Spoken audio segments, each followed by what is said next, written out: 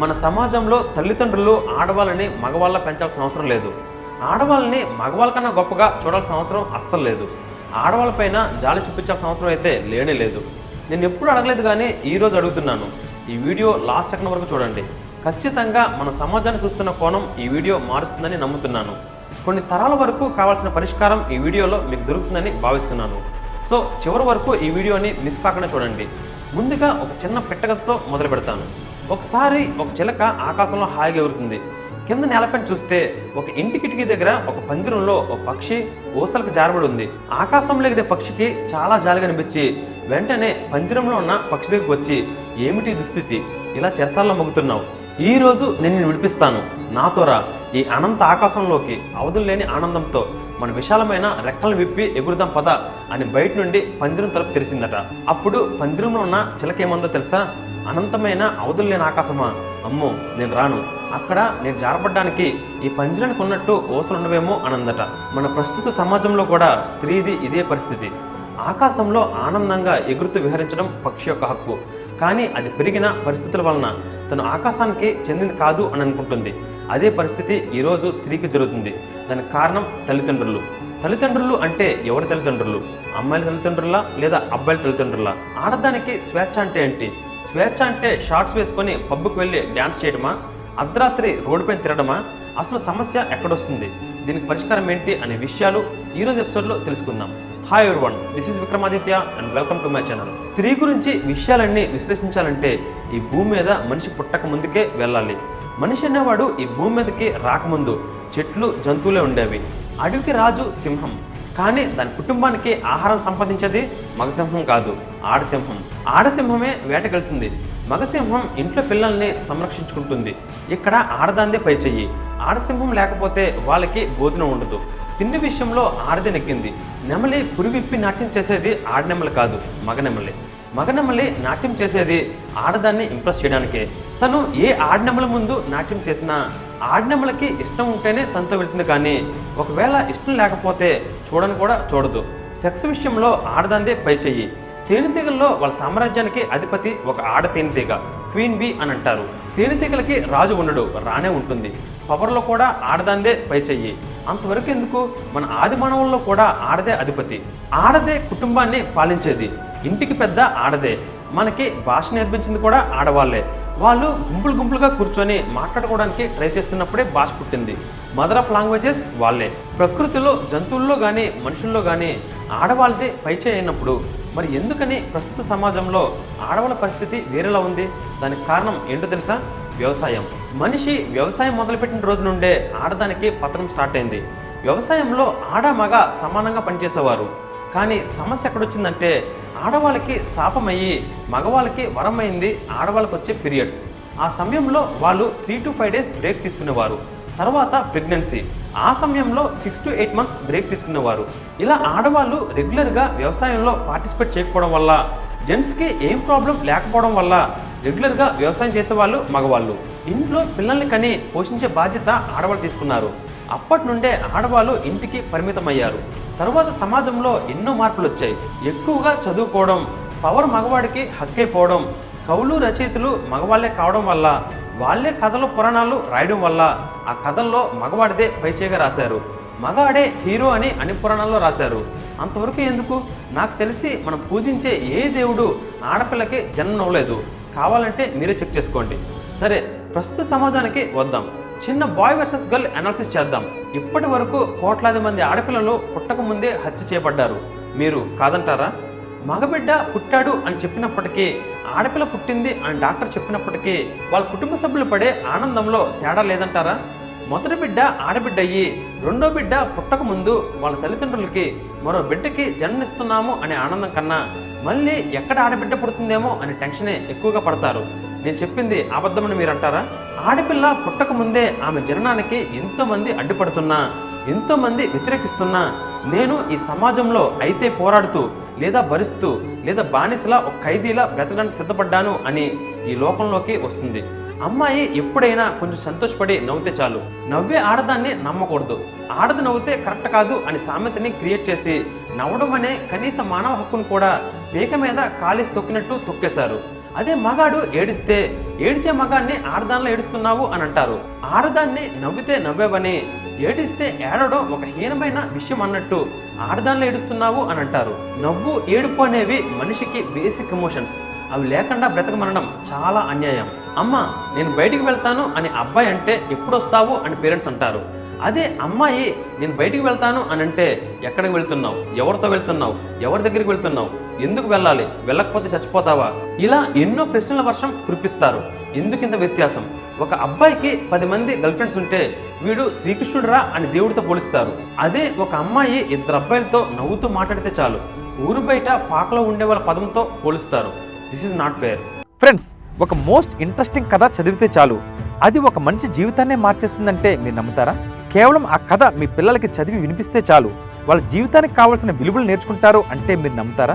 మీరు జీవితంలో అనుభవిస్తున్నా లేక రాబోతున్నా ఎలాంటి సమస్యకైనా పరిష్కారం ఒక కథ చదివితే చాలు మీకు దొరుకుతుంది అంటే మీరు నమ్ముతారా? Yes, it's possible only with the greatest epic ever told in the history of mankind. It's the Mahabharata. ఈ కథ ఒక సూపర్ హిట్ మూవీ కన్నా 100 రెట్లు గొప్పగా ఉంటుంది. It's a challenge.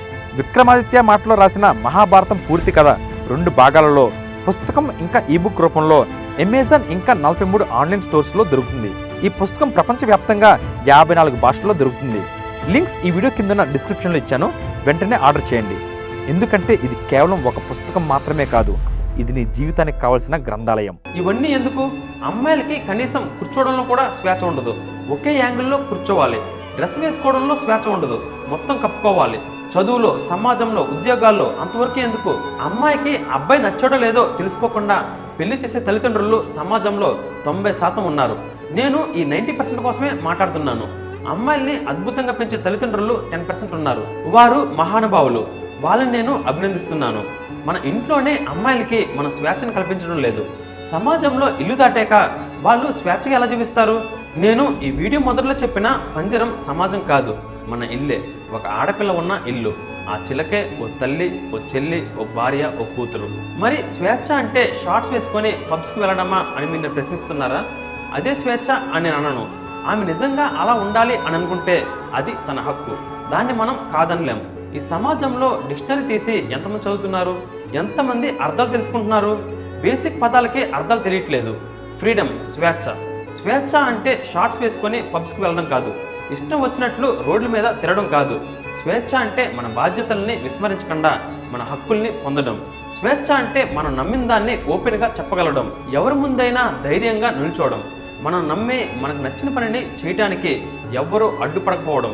తప్పు లేనప్పుడు నిందించకపోవడం. కానీ మన సమాజంలో ప్రస్తుత జనరేషన్ మగ ఆడ కూడా స్వేచ్ఛ అనే పదాన్ని తప్పుగా అర్థం చేసుకుంటున్నారు. మగవాడు స్వేచ్ఛ అంటే బాధ్యతలు లేకుండా హక్కుల్ని ఎంజాయ్ చేయడం అని అనుకుంటున్నాడు. కొంతమంది ఆడవాళ్ళు బాధ్యతలను వదిలేసి హక్కుల్ని పొందాలి అని ట్రై చేస్తున్నారు. కానీ ఈ 2 తప్పే. దీని మీద ఫుల్ క్లారిటీ రావడం కోసం ఒక సిచ్యువేషన్ని రెట్రో అనాలిసిస్ చేద్దాం. ఒక అమ్మాయి రాత్రిపూట నాన్న నేను బయటికి వెళ్తున్నాను అని అంటే ఇంత రాత్రిపూట వద్దు అని తండ్రి అంటాడు. ఎందుకంటే దానికి 2 కారణాలు ఉన్నాయి. వాటిలో మొదటిది, తండ్రి కూడా మగవాడే. తనకి మగవాళ్ళ సైకాలజీ తెలుసు. ఆ కాలంలో తన తండ్రి వయసులో ఉన్నప్పుడు తన మనసులో ఆ అమ్మాయిని టీజ్ చేయాలి అని అనిపించుండొచ్చు. కానీ ఈ తండ్రికి మానవ విలువలు ఉండడం వల్ల ఆ టైంలో అలా చేయలేదు. ఇప్పుడు తన భయం ఏంటంటే ఆ కాలంలో నేను విలువలకి కట్టుబడి నేను ఏ అమ్మాయిని టీజ్ చేయలేదు. కానీ ఇప్పుడు బయట నా కూతురికి ఎదురయ్యే అబ్బాయిలు విలువల కోసం ఆగకపోతే నా కూతురి పరిస్థితి ఏంటి అని ఆలోచిస్తారు. అందుకనే భయపడతారు. ఈ పరిస్థితుల్లో తప్పు వాళ్ళ నాన్నది కాదు, సమాజం మీద తనకున్న చెడు అభిప్రాయం. అదే పగటిపూట అందరూ రోడ్డు పైన తిరుగుతున్నప్పుడు ఓ పని మీద అమ్మాయి బయటికి వెళ్తాను అని అన్నప్పుడు ఆపడం మాత్రం ఖచ్చితంగా మూర్ఖత్వమే.